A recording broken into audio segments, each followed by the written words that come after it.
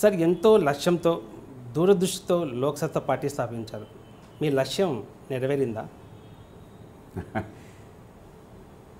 ఇది ఒక ప్రయాణం. ఇప్పుడు మహాత్మా గాంధీని స్వర్గం ఉంటే అక్కడ ఆయన ఎవరన్నా ఏమండి మీరు అంతకాలం అంత పోరాటం చేశారు, లక్ష్యం నెరవేరిందా అని చెప్పంటే కాదంటారు. ఆయన ఎన్నో అద్భుత విజయాలు సాధించిన మనిషి ఆయన. మామూలుగా మనం పోల్చుకోవడానికి కూడా సాధ్యం కాదు.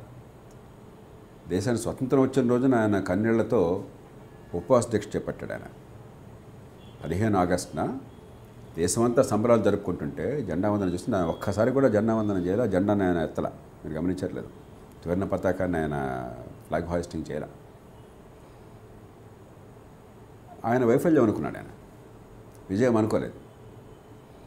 కాబట్టి మహాత్మా గాంధీకే విజయం లేదనుకున్నప్పుడు ఈ మహాప్రస్థానంలో ఇంత గొప్ప ప్రయాణంలో ఇవాళ జనాభాలో 140 కోట్లు, దాదాపు 137 కోట్ల మంది జీవితాన్ని తీర్చిదిద్దే ప్రక్రియలో మనం సాధించిన కొద్ది విజయాలతో మనం విజయాలు సాధించామనుకుంటే చాలా పొరపాటు.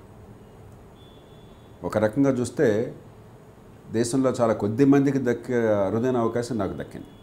3 రాజ్యాంగ సవరణలు నా ప్రమేయం వల్ల వచ్చినాయి. లోక్సత్తా పోరాటం వల్ల, లోక్సత్తా పార్టీ కదా ముఖ్యం, లోక్సత్తా ఉద్యమము, ప్రజాస్వామ్య పీఠము, ఈ ప్రయాణంలో ఇదొక భాగం అంతే, ఇదొక అంకం. ఒక 7-8 పెద్ద చట్టాలు, దేశ భవిష్యత్తుని తీవ్రంగా ప్రభావితం చేసే చట్టాలు వచ్చినాయి. అంటే లోక్సత్తా లేకుండా, ఈ ప్రయత్నం లేకుండా వచ్చిండే కాదు. అలాంటివి ఒక 4-5 పెద్ద విధానాల్లో మార్పులు లోక్సత్తా ఉద్యమం వల్ల, నా ప్రమేయం వల్ల వచ్చినాయి. ఆ మేరకు సంతోషం. ఉదాహరణకి ఒక చిన్న అంశం, ఒక టీకాలు, ఎంఎంఆర్ టీకా, ఎంఆర్ టీకా, దానిలో రుబెల్లా, ఆ టీకా ఇప్పుడు 2 ఏళ్ల నుంచి అందుతోంది. అది అందడం వల్ల ఏడాదికి 2 లక్షల మంది శిశువులు ఈ దేశంలో అంగవైకల్యంతో గతంలో పుట్టేవాళ్ళు ప్రతి ఏడాది ఇప్పుడు అంగవైకల్యం లేకుండా పుడుతున్నారు. దానికి 19 ఏళ్ళు నేను పోరాటం చేయాల్సి వచ్చింది. నాకు పలుకుబడి ఉండి జాతీయ స్థాయిలో ఆరోగ్య టాస్క్ ఫోర్స్లో నేను సభ్యుడిని అయి ఉండి ప్రధానమంత్రి అధ్యక్షుడిగా మేము 8 మంది దానిలో సభ్యులం. 5గురు ప్రభుత్వంలో ఉన్నవాళ్ళు, 3 బయట వాళ్ళం. మరి జాతీయ ఆరోగ్య మిషన్ నేను స్థాపించి దానికి పునాది వేసింది నేను, నా ప్రమేయం వల్ల అది వచ్చింది. అయినా 19 ఏళ్ళు పట్టింది. కాబట్టి 19 ఏళ్ళు పట్టింది. ఈ కాలంలో 30-40 లక్షల మంది శిశువులు అన్యాయంగా అంగవైకల్యానికి గురయ్యారు, ఏ పాపం ఎరగకుండా నివారించే అవకాశం ఉన్నా అన్న బాధ ఉంటుంది. కనీసం 2-3 ఏళ్ల నుంచి ఏడాదికి 2-3 లక్షల మంది పిల్లలు అంగవైకల్యం లేకుండా పుడుతున్నారన్న సంతోషం ఉంటుంది. కాబట్టి ఇంత జరగాల్సి ఉంటే నాలాంటి వాళ్ళని చేయగలిగింది ఇంత చేయాల్సిందంటే నాకు స్పష్టంగా అర్థమవుతుంది. అది జరిగేదాకా మన జాతికి విరామం లేదు. మధ్యలో మనం వస్తాం పోతాం, ఒక మనిషి వస్తాడు పోతాడు. గాంధీ గారే పోతే మనం ఉంది ఆఫ్టర్ ఆల్. అంచేత విజయం పరాజయం అన్నది దీనిలో అంత సులభంగా ఇదే క్రికెట్ మ్యాచ్ కాదు. ఇది ఎలక్షన్లో గెలుపు ఓటమి కాదు. ఇది ఈ దేశ భవిష్యత్తు. ఖచ్చితంగా దేశ భవిష్యత్తు పదిలంగా లేదు. ఈ దేశంలో నడుస్తున్న తీరున మన బిడ్డల భవిష్యత్తుకి సరైన బాట మనం వేయటం లేదు. ఆ మేరకు మన అందరితో పరాజయమే. కానీ లోక్సత్తా అజెండా ఇవన్నీ చూస్తేను లోక కళ్యాణం కోసం ఏర్పడిన పార్టీగానే కనిపిస్తుంది. మీ ఎజెండా ప్రజలకు నచ్చకపోవడం వల్ల మిమ్మల్ని రాజకీయ పార్టీగా గుర్తింపు ఇవ్వలేదని భావిస్తున్నారు. ఇప్పుడు అంటే రాజ్యాధికారం ఉంటేనే మీ లక్ష్యం కూడా చాలా తొందరగా నెరవేరుతుంది. ప్రజలు తిరస్కరిస్తే మీరు నేను చర్చించుకోవడం కాదు కదా, నేను కాలగర్భంలో కలిసిపోయేవాడిని కదా. కాబట్టి ఓట్లు వేరు, ప్రజల ఆకాంక్షలు వేరు, ప్రజల గౌరవం వేరు, జాతి అవసరం వేరు. నేను 4 మాటలు చెప్పాను.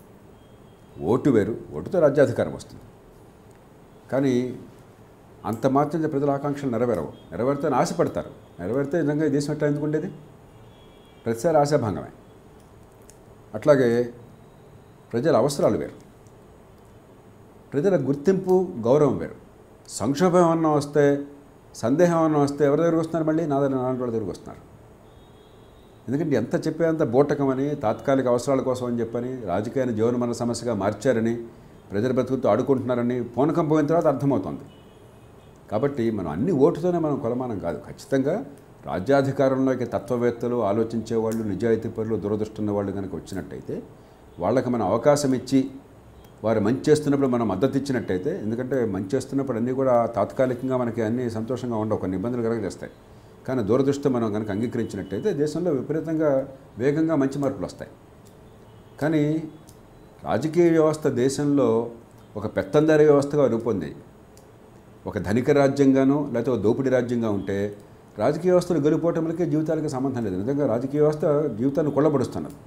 ఇవాళ దేశంలో జరుగుతుంది అదే. కేవలం డబ్బులు పంచడం ఓట్ల కోసం అని చెప్పని, తాయిలాలు ఇస్తామని చెప్పి ఆశ చూపట్టడం, లేదా తాయిలాలు ఇవ్వటము, లేదంటే కులం మతం ప్రాంతం పేరుతో జనాన్ని మొక్కలు చేయటము. ఆ రాజకీయం దేశాన్ని ఎలా మారుస్తుంది? For more videos, subscribe to iDream.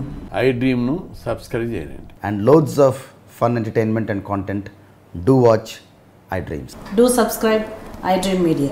దయచేసి iDreams మీరు సబ్స్క్రైబ్ చేయాల్సిందిగా నేను కోరుతున్నాను. I am Dr. Nayak, DT Nayak. For more videos, please subscribe to iDream. Please subscribe iDream News. Please subscribe iDream. Please subscribe iDreams. మీరు చూస్తున్నారు iDream News.